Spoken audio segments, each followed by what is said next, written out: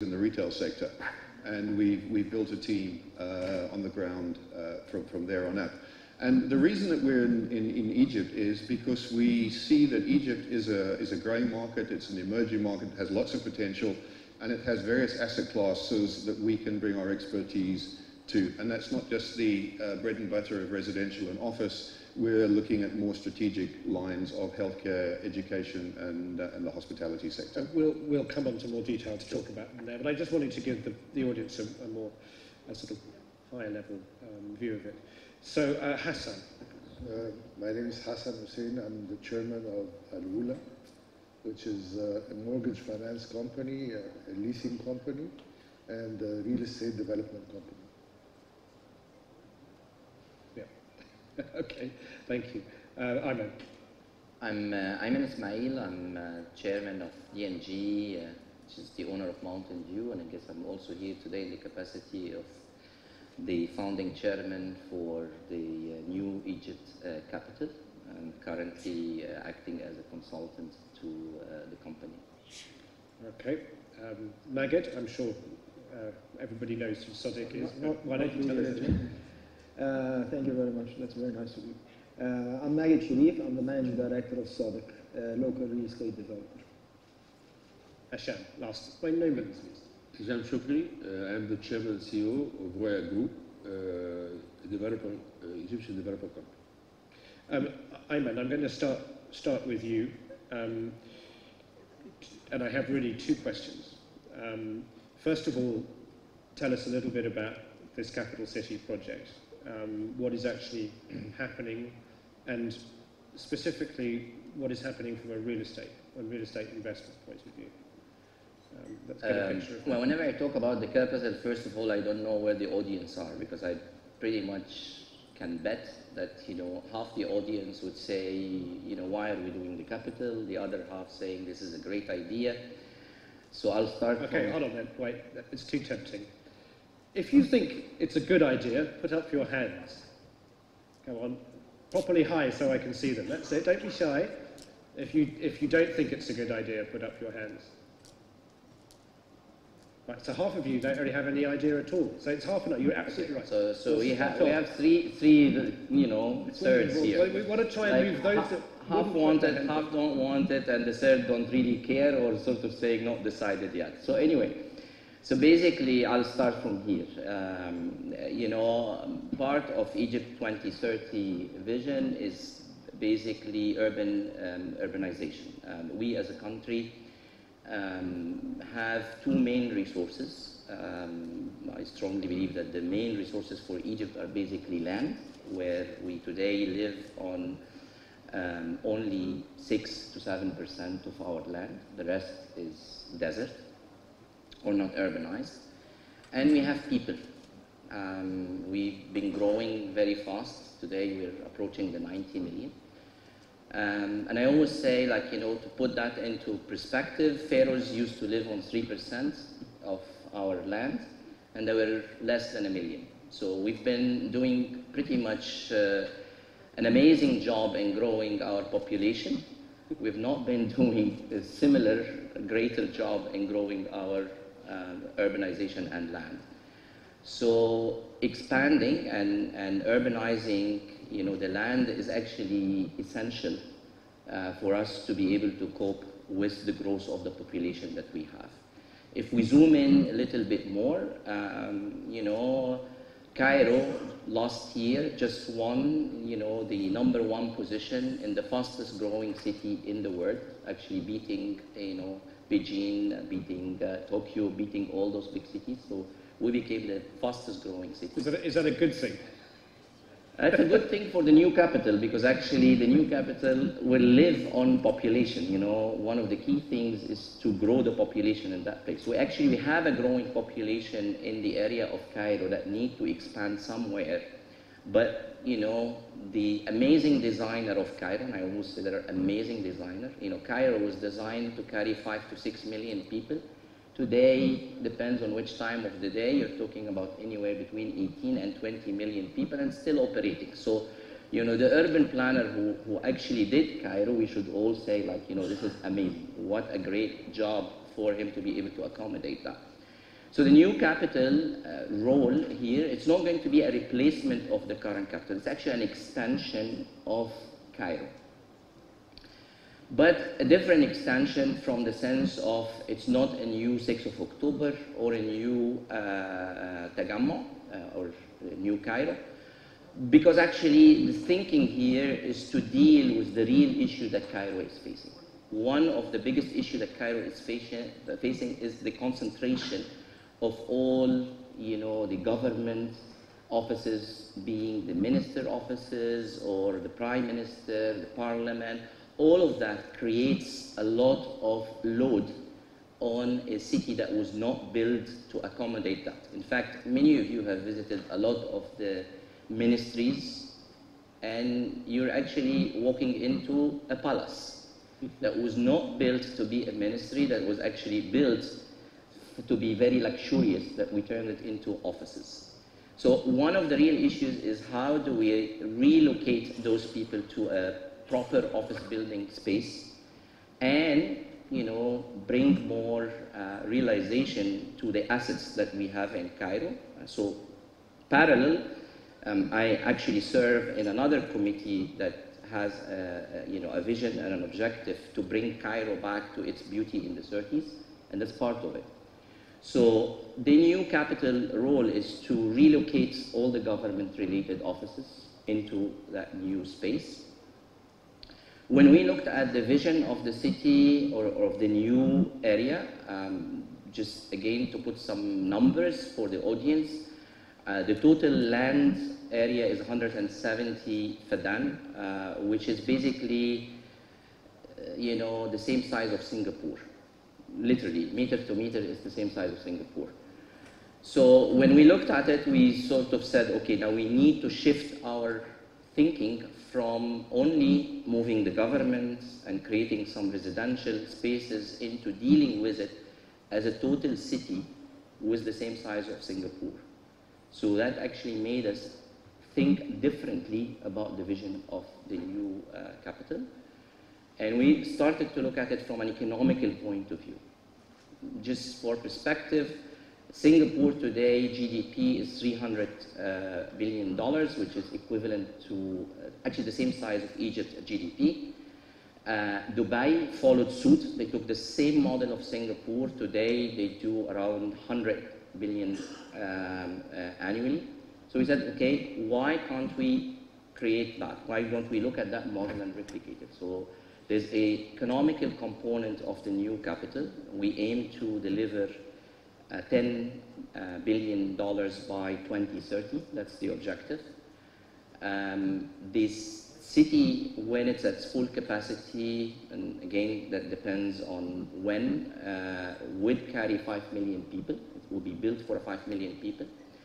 For us to deliver the $10 billion, we need a population of 1 million. Revenue would be linked to our ability to accelerate the relocation of people from around the capital to the capital. Now, key things that we've looked at, connectivity is one important element of the success. I think most of the audience here have heard about the new project that was actually signed during the last president's visit to China. So there will be an electric train that will connect Cairo, central Cairo, to the new capital.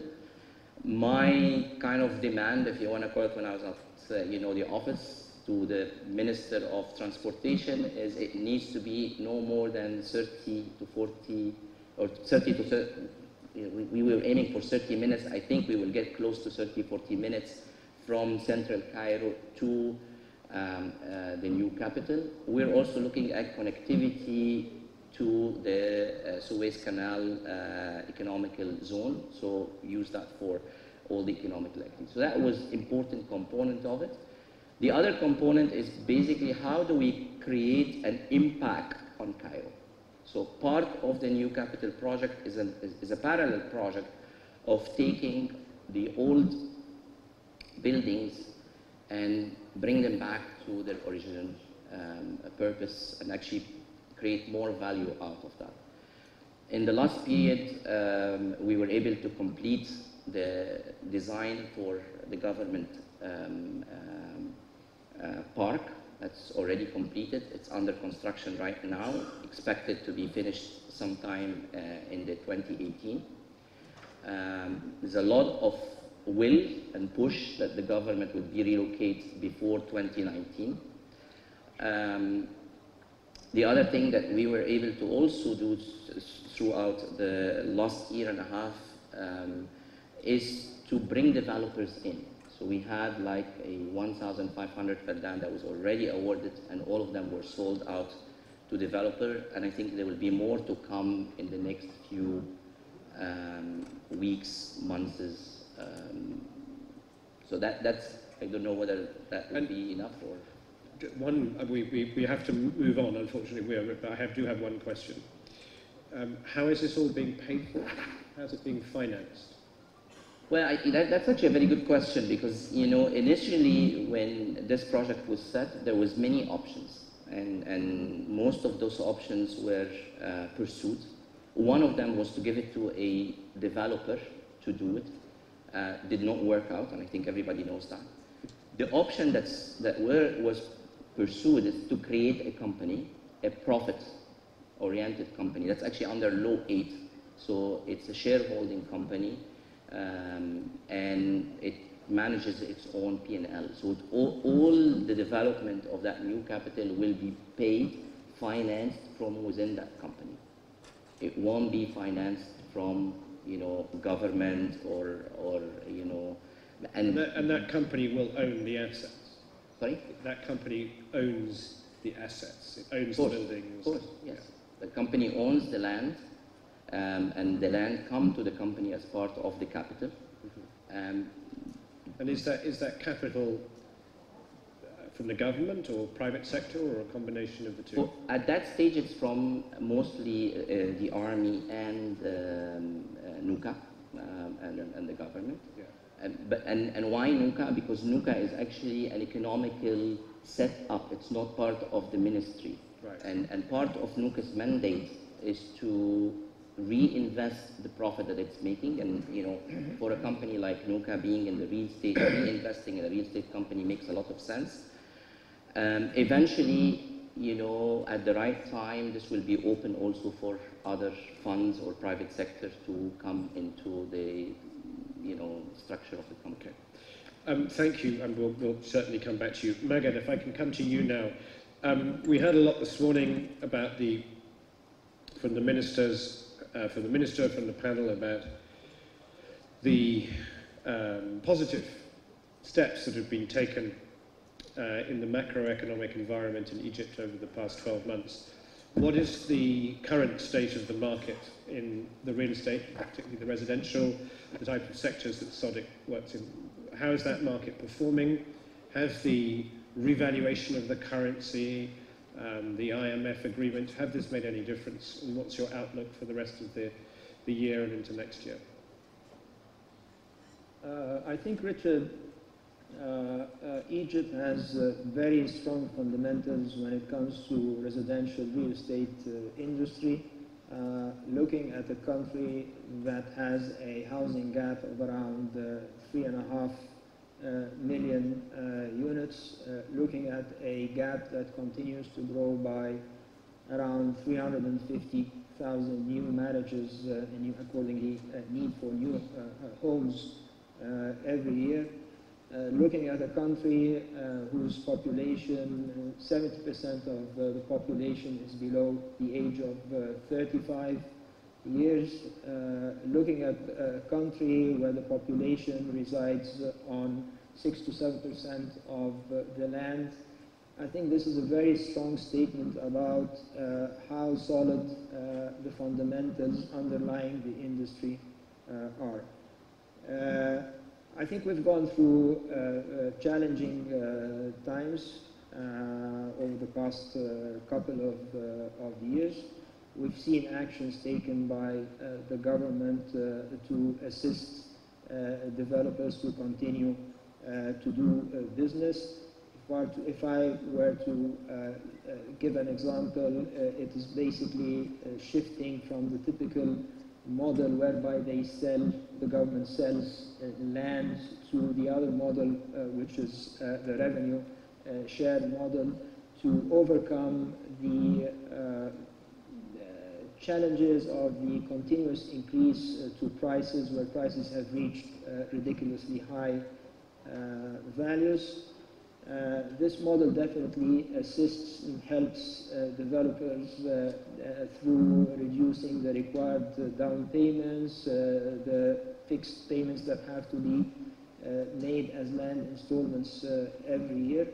So generally speaking, we've seen a shift from the old model to a newer model that is still evolving. There will be challenges in the implementation of this model. However, with good intent from both sides, we will overcome those challenges.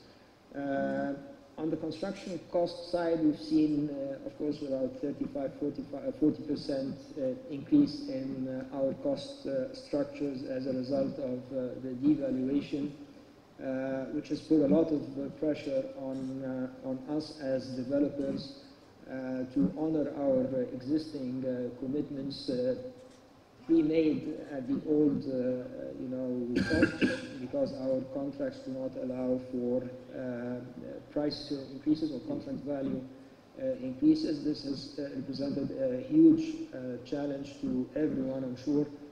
How can we honor our commitments? How can we meet the expectations of our different stakeholders, be it buyers, be it banks, be it the government? How can we honor those commitments? So this has represented but we've seen some actions from the government to relax, in a way, the payments, to allow for additional grace time, to make up for any stoppage or delays that have resulted because of the devaluation and the economic reforms. So overall, I think we've gone through very challenging times. However, with the very strong fundamentals underlying the industry, as I mentioned, very challenging, very encouraging fundamentals, the market and the industry continue to perform well. And I believe this is one of the few sectors that have performed over the past couple of years. Egyptians, we love real estate. We think highly of real estate. We store value in real estate. So this was one of the main reasons that helped the industry to perform over the past couple of years. We still are bullish about the market going forward. We see opportunities. We see some changes. We see some adaptations that are needed to meet market expectations. Some of them put pressures on us. However, we are trying to be as flexible as possible in order to continue to do business as successfully as we did before. Thank you. Some very interesting points there. Hasham, you are also in the residential development business, so I know that you will have faced some of the same challenges as Magad, rising prices of construction materials, and the demand, of course, for affordable housing within the country. How have you navigated the last few years, and do you now think that, seeing that quite a lot of the bad economic news is behind us, that the outlook is now perhaps more positive than it was a year or so ago for your business? I think this year was very positive. I mean, some people were afraid of the devaluation, of the increase of the cost of the construction that happened to the developers. This is true, but let's see the other side, the other positive side. We saw the devaluation in the 2003, 2004, and after this devaluation, we had a boom in the real estate market, because always after devaluation, a lot of people who are maintaining the foreign currency as a reserve for them, when they saw that there is devaluation and there is a new price, they start to sell the foreign currency, and immediately they are oriented to the real estate sector to keep the value of their money and to go to the real estate before the boom of the real estate happens, because always the real estate is reflect in the prices, reflect the devaluation, but not immediately. It takes time. So it was obvious that after this devaluation, I was 100% sure that we will see a very strong market in sales. This is what happened. I think 2017 for all of us, it was a very good year in terms of sales. This is number one. Number two, also after the devaluation, we opened a new market. The new market was very strong. It is the Egyptian working abroad.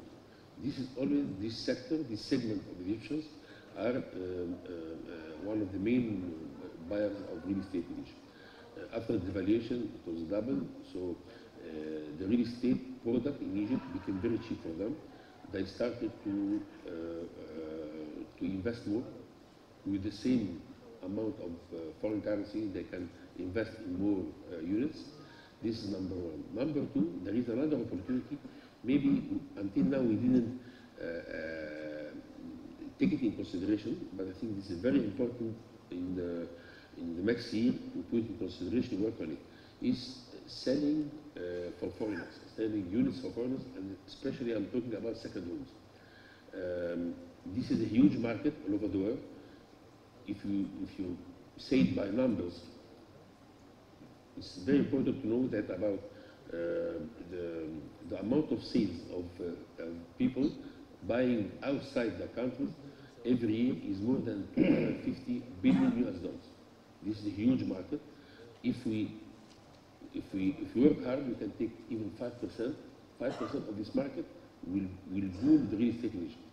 We are not working on it until now. We have to work hard to market our products, to brand our products,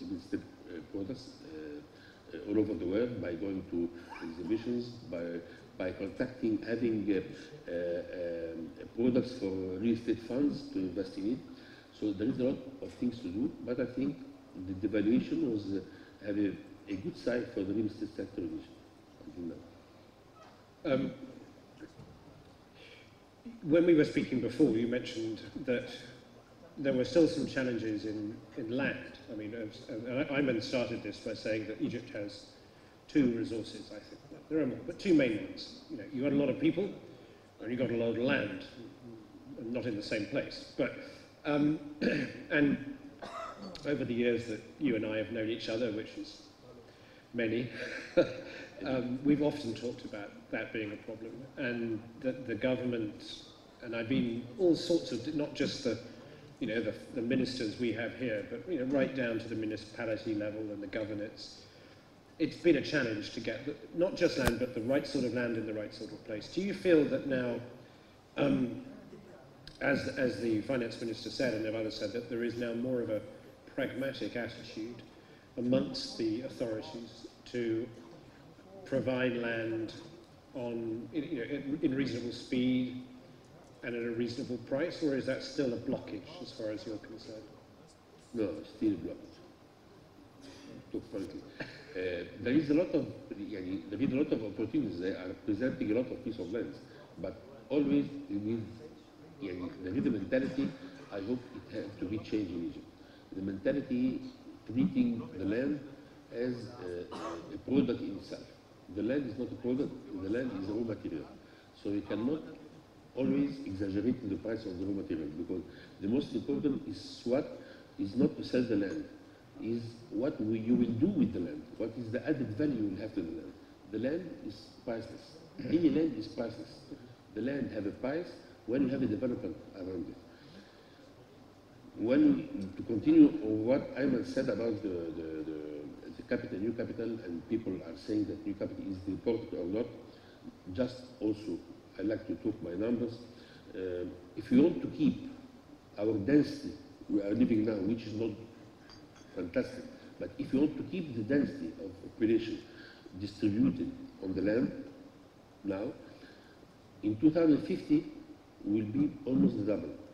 We are living on 70 million fed density.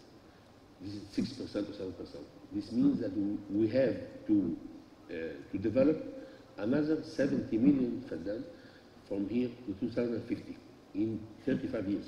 This means that every year, an average of every year, 400,000 fadans have to be developed.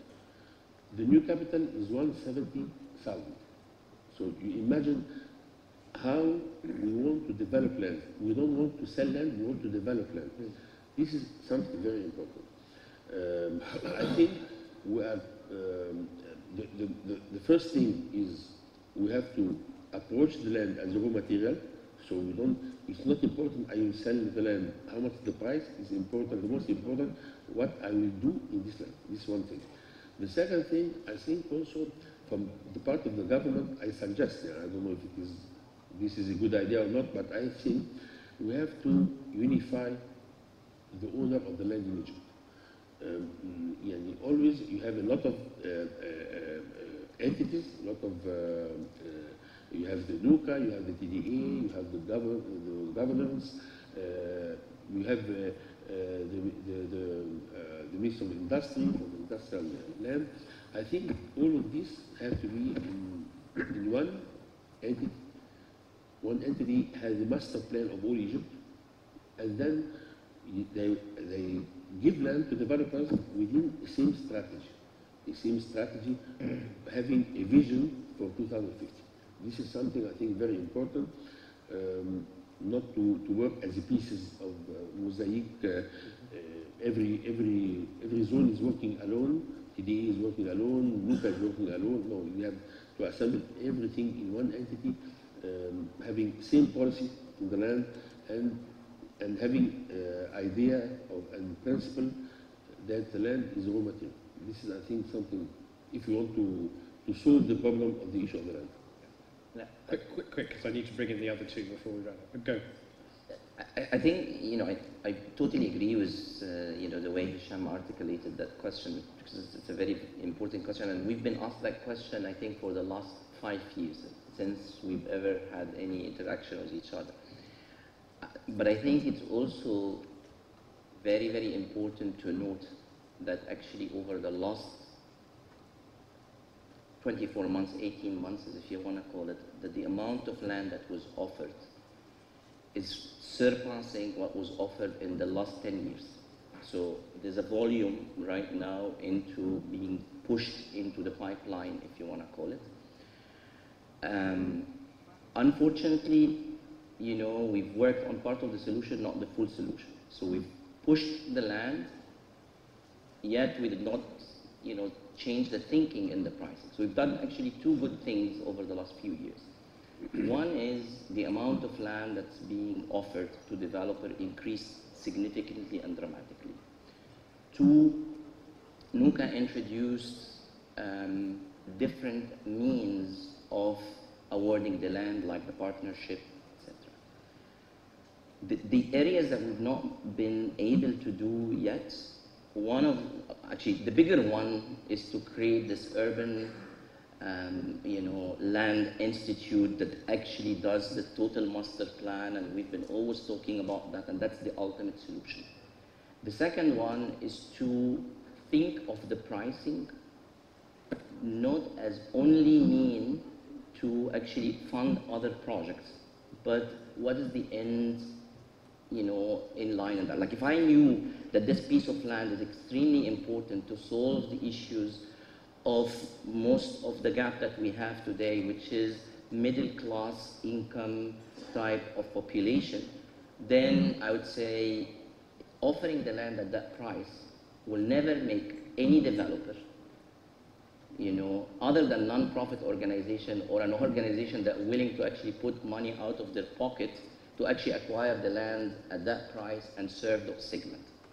So I think that's the area that good that we're making progress, but we still need to put the pressure of, okay, you need to think about it differently right now. Now, I think this will happen, because actually the result of the last offering of the land were not really satisfactory. I mean, not a lot of people went out and wanted to acquire the land. So I think the adjustment will happen. But I think there's a huge opportunity in what you're saying, because if the government are prepared to unlock the land And you can get involved with a private developer who's going to do all the good things that you're talking about, master plans and getting a community together, which is going to fulfill the needs of the middle class who are coming through. There's a win-win situation for everybody. Absolutely. Instead of the government hanging out for the highest price and the developer saying, well, I've got the means, but I haven't got the financial capability, I think there needs to be a meeting of the minds somewhere to bring this together. Absolutely. 100% agree with you. Now, just to be fair, we all know here that, some of those issues related to laws. Correct. That basically puts the hand of some of the people in the government. Now, I've had a taste of that a little bit, that your ability to maneuver is not easy. So we have to recognize it's not easy. That doesn't mean that we should, stop. We have to continue to demand, because actually that's the only way to address those issues. There's no other way. And it's a simple solution. It is a simple It's a case of Absolutely. sitting down and changing the laws and getting something that works for everybody concerned. Simple solution while we're sitting here, yes. In a way, I Depends on appreciate which that. chair you're on. It's not insurmountable. Yeah. Because I think that's not insurmountable, is it? Yeah. Simple, but maybe not easy. Hassan, let's come to you. We will come back, John, in a minute. I want to take finish what we're talking about on a bigger picture. But Hassan, we've heard from the developers' side. Now, obviously, you are on one of the other sides of this trade, the financing side.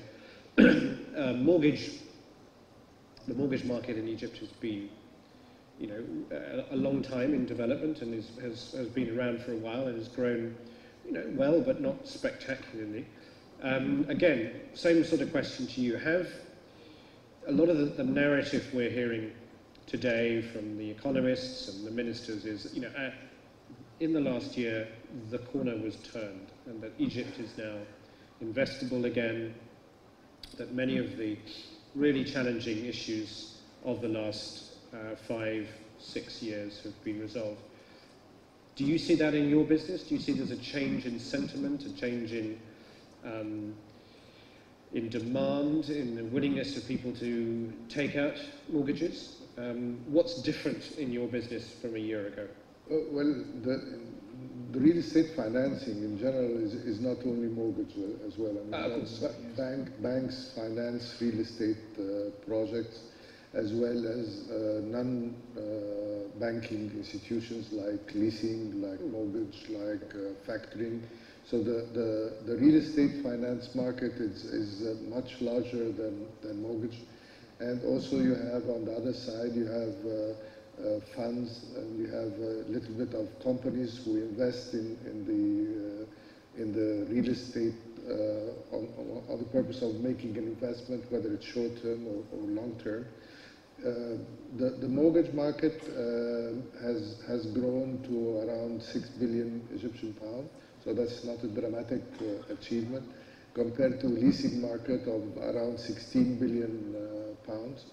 The leasing market is also active in real estate finance. It's 60% financing real estate, so that's around 10 billion in leasing projects in the real estate.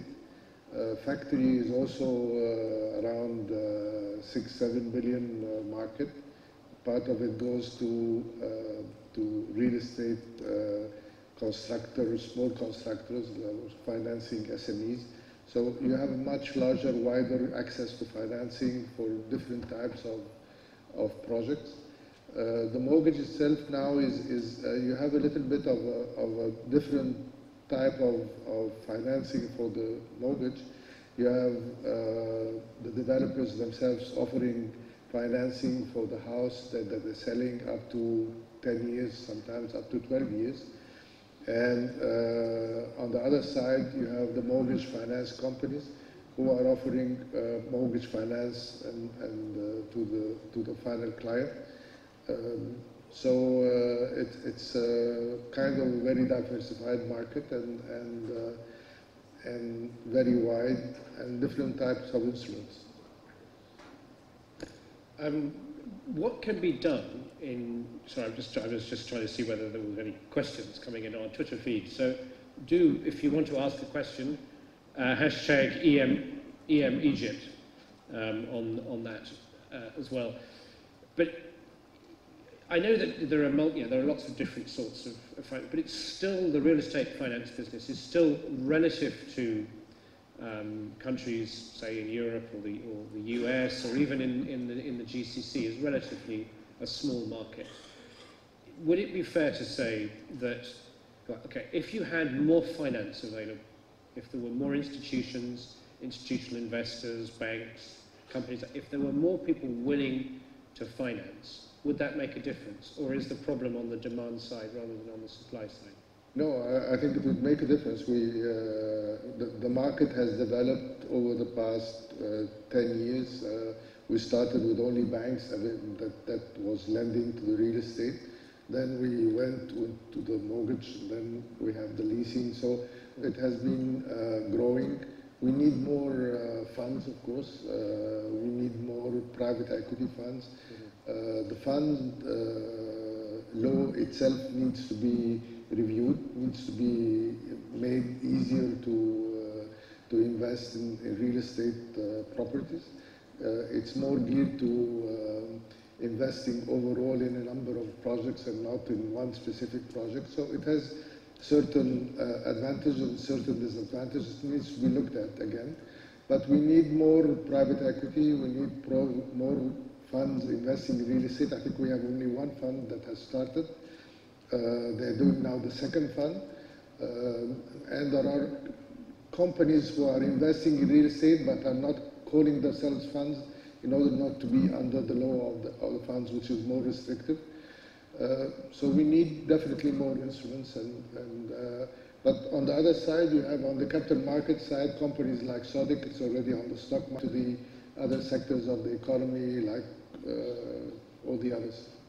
I think one of the tools of the financing of the sector of real estate in Egypt is the real estate funds.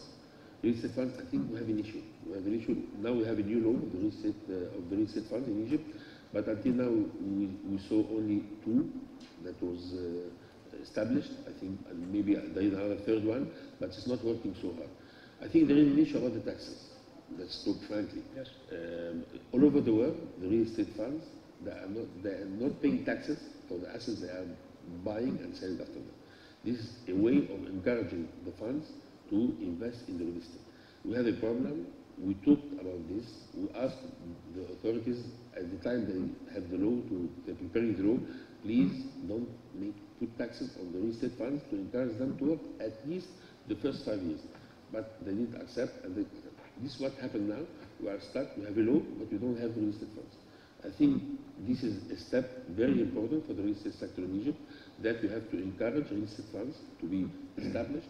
Maybe after 5 years, if they want to apply taxes, but let them start and let them attract international real estate funds also to come to Egypt through the Egyptian real estate funds. This is something I think very important in the finance of the sector. I think, Chris, you know, in the previous days, the real estate funds were actually more needed for the commercial, non-residential, call it. While the residential, because of the selling off plan, had its own model, very efficient, was working very well.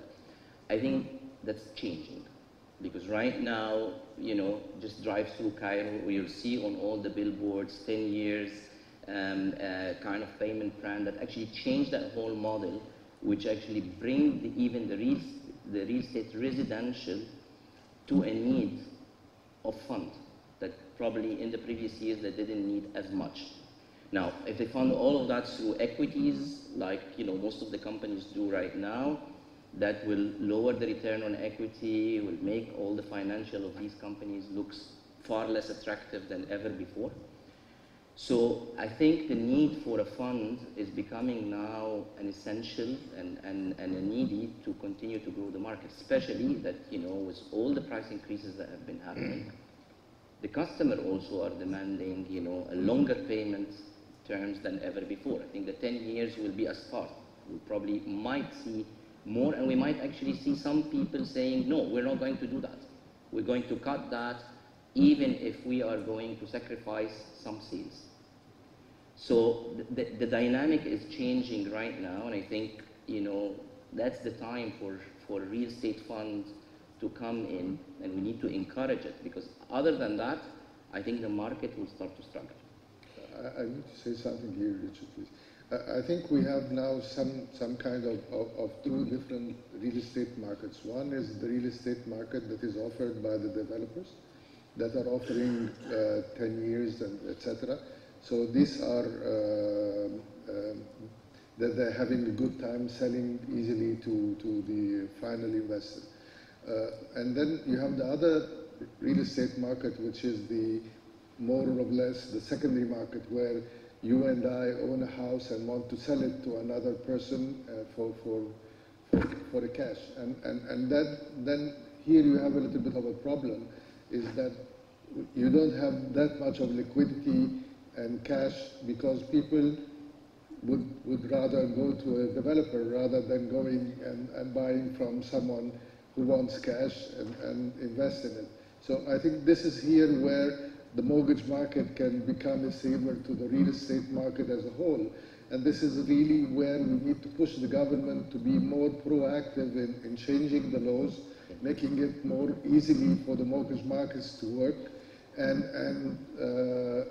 making the whole market more liquid than it is today. I want to bring John in here, because he's been very patient, and we brought him all the way here.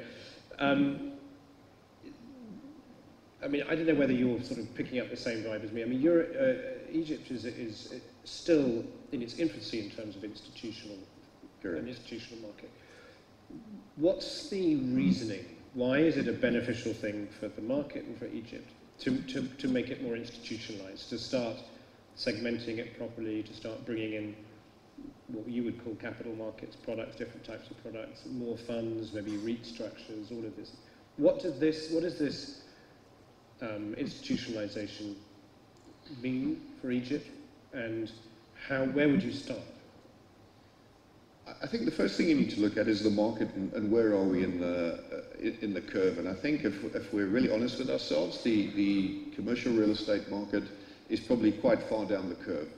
Because if you speak to institutional investors internationally and you ask them where they want to invest, and it's the core markets around the world, you do get some people who say, look, I'm looking for something which is maybe a bit opportunistic or which is going to give me a good return.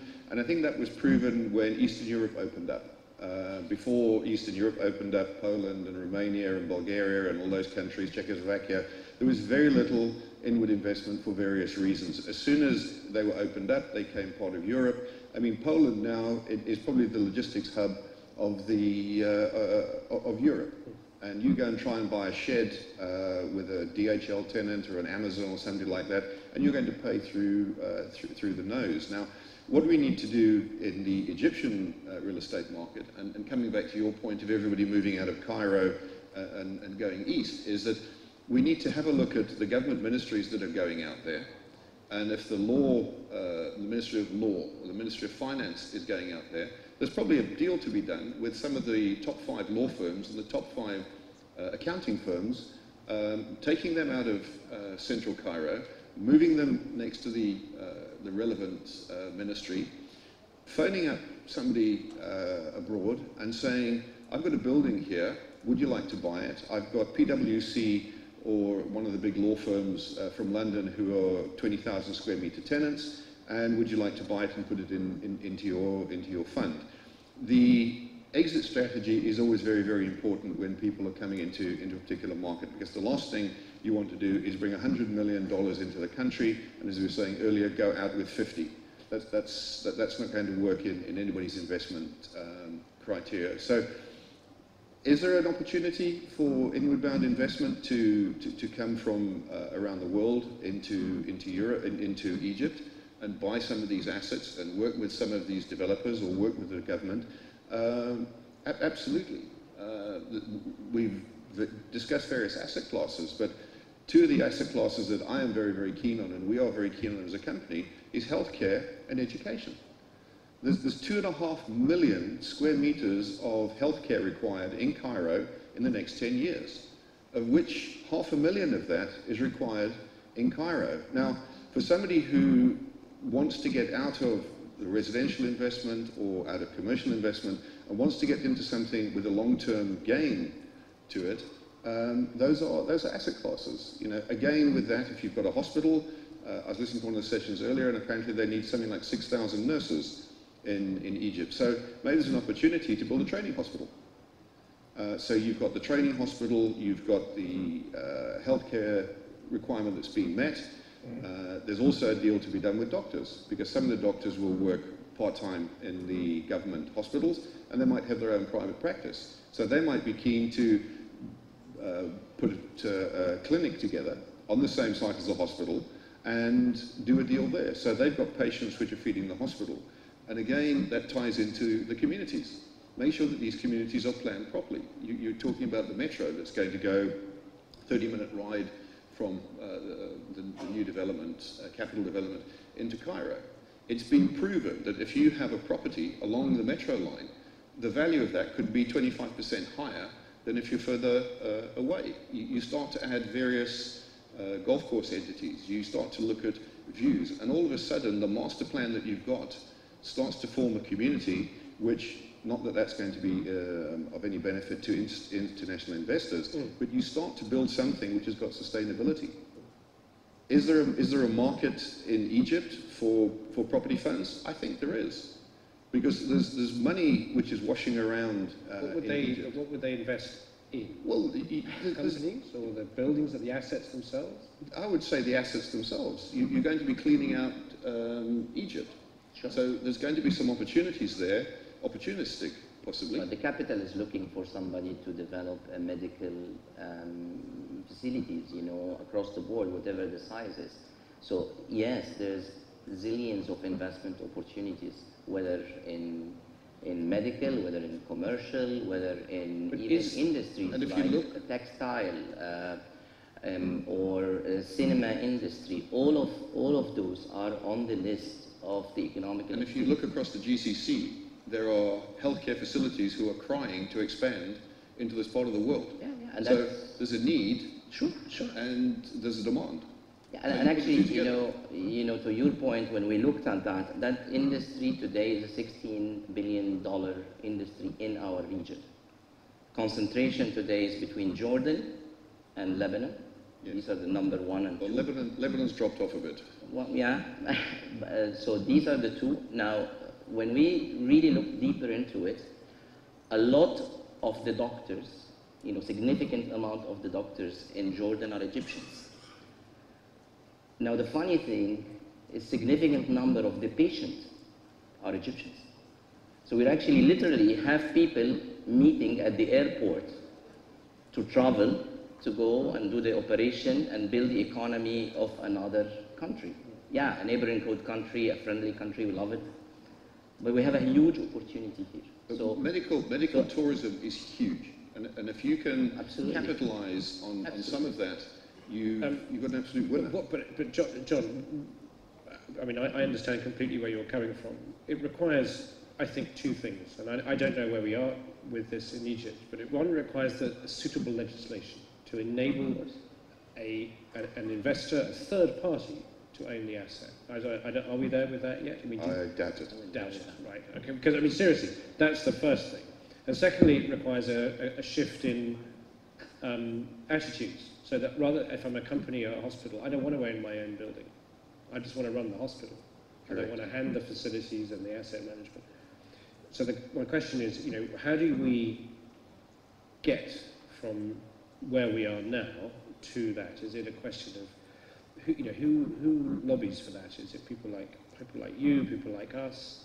I think it starts with the master developer when they're putting together their scheme, and within that scheme they need certain elements to make it a development or a community where people don't have to travel too far. So if you've got a zoning for a hospital and you've done all your homework and you know how many people you're going to have in the community and you're going to know what your catchment area is, it's like building a shopping mall. I mean, you don't just build a shopping mall because you think it's a great idea. You have a look at where people are coming from, what the access to the entity is, and the same with a healthcare facility. If you have the zoning for a healthcare facility, come and talk to us. We'd be more than happy to sit down with any of the developers across Egypt and crunch the numbers for you. Do the feasibility, look at the financial aspects of it, look for the operator if need be, and then if you don't want to hold it, we go and find an end user investor. What I want to say here is that when Ayman was speaking about the capital city, the government is building the capital city. So I think it's a matter of structuring the deal from the beginning, thinking that one day you will sell it to an investor. And this is not part of our Egyptian thinking. That's right. And this is exactly where the problem lies, is that we put all the obstacles by creating a local wrong structure that at the end does not fit into an international But I think model. you have the opportunity so now. you have to know how the international market works, so you'll be able to structure something that you can offer to them. But just to reassure you, this is actually part of it is happening, and I'll give you a practical, real example. One of the other economical area that we've looked at and we said we should focus on is education. And basically, there's a lot of dynamics that helps that story.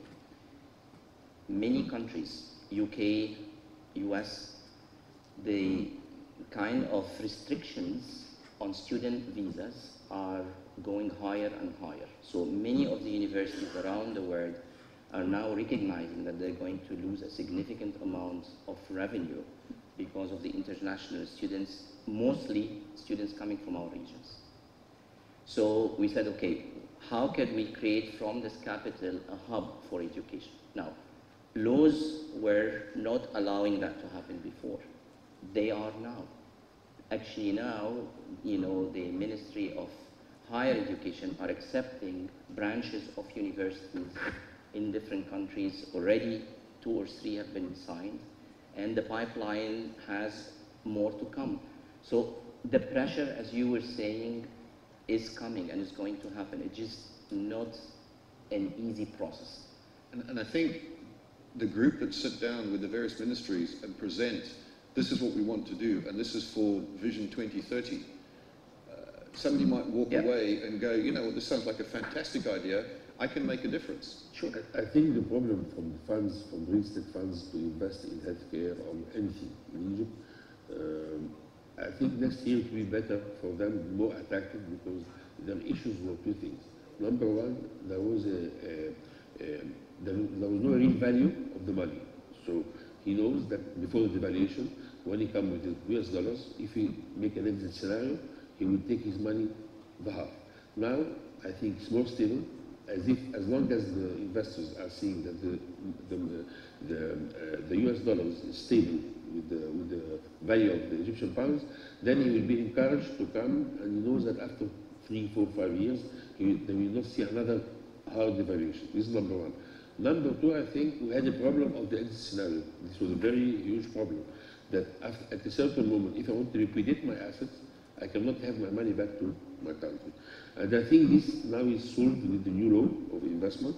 So I think these 2 issues was very important. This is the most 2 important issues that made in the last years investors that don't want to invest in Egypt. And I have a lot of negotiations, a lot of discussions with some of them. And these were the 2 issues that they have a problem with. How to take their money back. They are not sure that they can take their money back anytime. And the number 2 is, what is the value of the money when I'm changing with which market, the black market or the official market? Devaluation and repatriation. But I think now with these 2 issues solved, maybe 2018 we can see more investors encouraged to invest in healthcare, in education, in offices and retails. I think maybe Hisham, maybe there's an opportunity to put a fund together, a healthcare fund or an education fund, and list that on the Egyptian Stock Exchange. So people who want to get involved in real estate, they don't have to go out and buy a piece of real estate. They can go and buy something in a real estate fund, which is professionally managed, and they're looking at the return. So it might be a case of you get all the smart developers together and you say, right, that's A-grade building, it's core. We want to take 30% of that entity and we want to put it into the fund. So you might have $100 million to start off with, and you build that. And it's something that colleagues are looking at here in Egypt to see how we can list real estate funds, how it's possible to do it. We've done it around the world. This is a new market, great opportunities, and it's something that we will look at. So if we can bring people in and then to get them to invest in Egypt, and we can get the Egyptians investing in real estate, and we can help with the healthcare and education sector, then the move we made back in 2001 to come to Egypt will have paid off. It's a long play. Yeah, we're not here, and we're not going to solve these problems today or tomorrow. We're here for a long play, as is real estate. And this is unfortunately our time is up, and I'm sorry we could go on for a lot longer, but let me close with the question. And I'll last, you go last, John, okay? Because I think I know what your answer might be. But is the next step for the Egyptian real estate market to become more institutional, to start to develop more types of financing, legal structures, regulatory structures that allow developers, residential, commercial, whatever they are, to have more options as to how they finance things? So do you think we should become more institutional in Egypt in terms of investment into real estate? I think we need, what you talk about is strategy on the acquiring the land is something very important. This is number one. Number two, we make the experience that people can exit, because we have the law that people can exit, but we want to see it applied. I want to see some investors having invested in Egypt, and if they want to take their money back, it's very easy. I think investors want to see it applied. This is number two, it's very important. I think the finance also is the problem, because we as developers, if we want to tackle the issue of healthcare, of education, of offices and retails, we cannot finance it of plan as we make in the residential. We have to finance it in a way or another. So we need to go as a developer, this is something duty of the developers, we need to go to some kind of new finance. Maybe being listed in the market, in the stock market, is one of the way of having finance. Being more open to investors to invest in the company, in equity. Because some of the developers, they don't like to have strangers coming in the company. They prefer to have it 100% owned by them than to have a stranger coming in the board.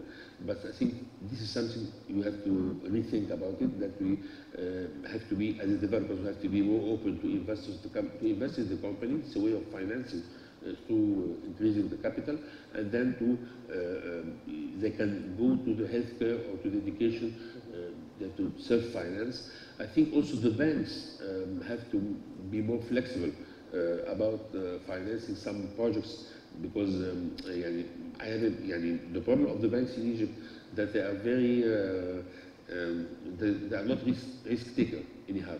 They prefer to see sales first and then to finance after that. This model is applied in the housing, in the second home, but it's not applied in the office, retail, and education. So if you go to the bank to have finance for commercial or retail or an educational or healthcare building, there is no off-plan, there is no sales. It's hard for them to finance. Not all the banks accept. So sorry, we do need to rush, but it's a multiplicity of different things. Megan, more institutional, do you think, or? Yeah, I think as a publicly listed company, we do lots of roadshows. We conduct many meetings with institutional investors. I think it is happening. Many of the issues that have always been addressed by international institutions, like repatriation of funds, like expectations for devaluation, those things are happening. There's more clarity. More clarity is being brought, to the process. However, it is still, and it requires more clarity going forward. They also need to see more, partnership happening between the developers and the government, the regulators, in terms of understanding how developers think about investments, be it on the residential side or the non-residential asset classes, and accordingly get to an understanding about what the right pricing is for land. Ivan, more institutional, or is it something else? No, I think eventually we need to get more institutional. I think the question is by what degree. And I think if you look at models around the world, I mean, big markets like US is not that institutional, if you want to call it. Europe is not that institutional. And I think that comes with the industry. Now, we are at the very, very, very far end of that. I mean, the very institutional would be a place like Dubai or UAE. That's fully institutional, so that's the spectrum. Where do we stand? I think somewhere in between. Unfortunately, I think it's going to take us far longer time than anybody else. And that's mainly driven by that you are in a very fragmented market. I mean, the biggest developer in Egypt would not even account for 5% of the total market. So the fragmentation here is actually a factor of how institutional or how fast you go toward institutional. Secondly, the main raw material is controlled by one entity. That's actually not only controlled by that entity, but the entity itself is controlled by many old laws that actually makes them not able to maneuver fast enough to develop the market on where it needs to be developed. And I think the third aspect of it is we have not yet found the formula to attract mega real estate funds around the world. In fact, we are created every single formula, if you want to call it, to make all those people come, have a look at the market and say, wow, I need to be in that market. And they probably lost Sharif for what, a week with few meetings, with few people, and they just say, okay, thank you very much. You know, when you change 1, 2, 3, it's a long list. Give me a call if you ever changed. Right. So I think those three main reasons would be like, and our ability to move, I think consolidation will happen. I think so. When you see companies like the New Capital being a private company controlling a big piece of land, that actually ease a little bit of the government control over the land, because this new company has many ways of offering the land versus what the government offers. So there's some progress on those areas, not fast enough. I think the third one is legislation, and it needs somebody to really, really work that hard. Hassan, final words from you. Do you think more institutionalization, more legislation? What are the solutions to get some more of this market moving? Definitely more institutionalization, more retail, more commercial, more non-residential, more cash flow generating real estate companies, and more capital market. And as Ayman said, maybe registration, but more important than registration, an organization that is responsible for the overall real estate management of the country. Thank you. John, where do you stand? I mean, I know that you're not from here, so you can temper your marks as you wish, but what would you say as a man of experience in many, many... I think, first of all, the private sector needs to start working with the government to get the private-public partnerships going. I think we need to have a look at getting institutional type developments going. And I'm not saying that every single development that you do has to be, oh, this has got to be on-sold to an institution. Because if you take Dubai on a scale of institutional investment, it doesn't feature. People are not interested because the structure of the units, the way they've been sold out. Nobody wants to buy a pension fund, doesn't want to buy 15 units in a 100-story tower. They want to have control of the complete tower. So that's not an option. And I think if we can start to put reform in place and work towards that, and start working towards looking at funds, looking at institutional type developments, and also the quality. Even if we forget about the institutional side of it, let's look at the international quality. What do the international players who come into this market? Well, we struggle. We get requests for 20 to 25,000 square meters of real estate, and we've got nowhere to take them in Cairo, because either the traffic's a problem, or where they want to be, you can't get what you're looking for. So, yes, I think the institutional market needs to be looked at. But I think also the local market maybe needs to have a look at how they can accommodate funds within Cairo, and maybe look at the residential sector as well. Maybe there's something to be done there. Well, very interesting. We've run over by 15 minutes, and I apologise for that, but the conversation was going on. I'm sure we could continue to go on, but we all have homes to go to, even if it takes us a little time to get there and cross the wonderful Cairo traffic. So I will bid you a good night. I will say please be with us tomorrow morning, 9 o'clock. Tarek Kabil, Minister of Commerce and Industry, will be here. I'll be interviewing him and a full programme tomorrow. But before you go, as always, please give a very warm Euromoney thank you to our wonderful panelists.